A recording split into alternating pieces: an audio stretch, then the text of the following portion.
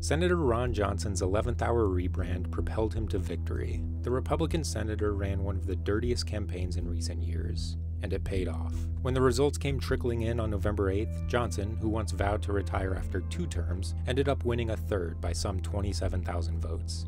Earlier this summer, Johnson trailed his Democratic opponent Mandela Barnes by 5.5 points. But then the incumbent senator switched it up, turning the focus of his campaign to race, crime, and lies.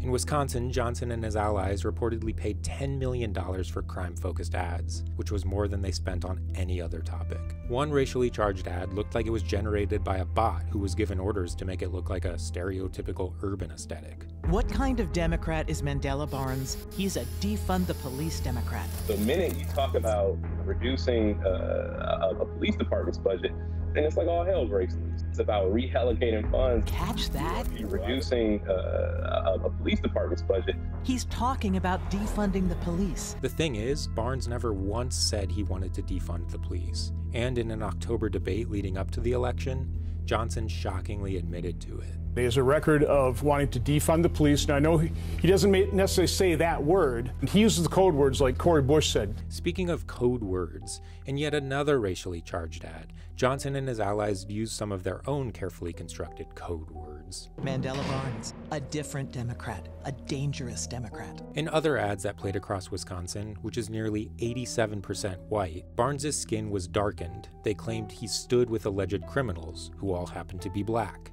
And they frequently attacked Barnes's stance on bail reform in highly dramatic fashion.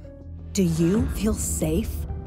Mandela Barnes would eliminate cash bail, setting accused criminals free into the community before trial. They support ending cash bail, putting criminals back on the street. So does Mandela Barnes. And supports no cash bail that releases dangerous criminals back into our communities. However, the suggestion that bail reform leads to a less safe community isn't backed by any evidence. In fact, the evidence that does exist suggests that cash bail reform has not at all ushered in a crime wave like the senator hints. Johnson and his allies further omitted info about the 2016 cash bail proposal that Barnes sponsored, which actually included a statute that would have given judges the right to deny the release of alleged criminals if they were deemed a public safety threat.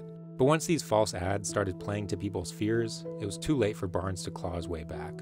Johnson, who called January 6th a peaceful protest, despite 140 police officers sustaining injuries, was backed by a majority of Wisconsin law enforcement officials, furthering the narrative that the community would be safe if he were to win. In an effort to seal the deal on his final campaign stop, Johnson reminded Wisconsin voters one last time that Barnes is black. Johnson told a heartwarming story he witnessed about a black truck driver who was stuck on the road. He said the community of the small town came together and helped the driver get going again. Johnson ended the story by saying, quote, "You know, one little point really doesn't factor in the story at all.